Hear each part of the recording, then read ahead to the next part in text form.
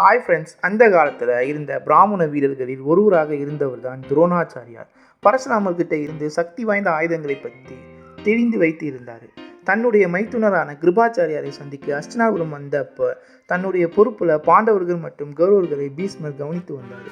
அவங்களுக்கு ஆயுதம் ஏந்திய பயிற்சி அளிக்க துரோணாச்சாரியார்கிட்ட கேட்டுக்கிட்டாரு. பாண்டவர்களும் கௌரவர்களும் எல்லாத்தையும் வேகமாக கற்றுக்கிற பல்வேறு திறன்களையும் வேகமாக கற்றுக்கிட்டாங்க. ஆயுத பயிற்சியில் ஒவ்வொருவரும் சிறந்து விளங்கினாங்க. துரியோதனன் கதை, தர்மன் ஈட்டி, பீமன் கதை, அர்ஜுனன் வில்வித்தை, நகுரன் சகாதேவன் வாழ்வித்தையிலும் சிறந்து விளங்கினாங்க. துரோணாச்சாரியார் நடுநிலையான ஆசானாக இருந்தார். ஆனால் அர்ஜுனனால் அதிகமாக ஈர்க்கப்பட்டார். வில்வித்தையிலே சிறந்தவனாக மட்டும் இல்லாமல் மிகுந்த கவனத்துடனும் உற்சாகத்துடனும் இயக்கத்தக்க வகையிலும் அர்ஜுனன் இருந்தார். இந்த அர்ஜுனன் மேலுள்ள வியப்பை கௌரவர்கள் தப்பா புரிந்து கொண்டு துரோணாச்சாரியார் ஒருதலை பட்சமாக செயல்படுறான்னு கௌரவர்கள் குறை கூறினார்கள். தவறுதலான புரிதலுக்கு முற்றுப்புள்ளி வைக்க நினைத்த குரு அர்ஜுனனுடைய தனித்துவத்தை மற்றவர்களுக்கும் எடுத்துக்காட்ட நினைத்தார். எல்லா மாணவர்களையும் ஆசிரமத்துக்கு வெளியே அழைத்து வந்து ஒரு மரத்து மேலே பறவை அமர்ந்து இருக்கிறது. அதோட கண்ணு நீல நிறத்தில் இருந்தது.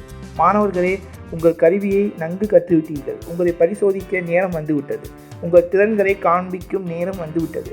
அந்த மரத்து மேலே கண்களுக்கு மட்டும் வண்ணம் பூசின பறவை வச்சிருக்கேன். அதோட கண்ணை மட்டும் குறி வச்சு தாக்கணும்னு சொல்கிறாரு. பல பேர் முயற்சி செஞ்சும் முடியலை. இறுதியாக அர்ஜுனன் வராரு. அவர்கிட்ட துரோணாச்சாரியார் உனக்கு என்ன தெரிகிறது என்று கேட்கும்போது அந்த பறவையோட கண் மட்டும் சொல்கிறாரு.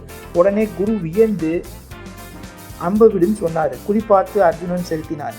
மகாபாரதத்தில் அர்ஜுனன் சிறந்து விளங்கினான் என்பதற்கு இது ஒரு சிறந்த எடுத்துக்காட்டு. இது மற்றவர்களுக்கு சிறந்த முன் உதாரணமாக இல்லாமல் சிறந்த நீதியை காட்டுகிறது. குரு என்பவர் எல்லா பேருக்கும் சிறந்த தரமான கல்வியை நடுநிலையாகத்தான் கற்பிப்பார். இந்த வீடியோ உங்களுக்கு பிடிச்சிருந்தா மறக்காமல் சப்ஸ்கிரைப் பண்ணுங்கள் ஃப்ரெண்ட்ஸ்.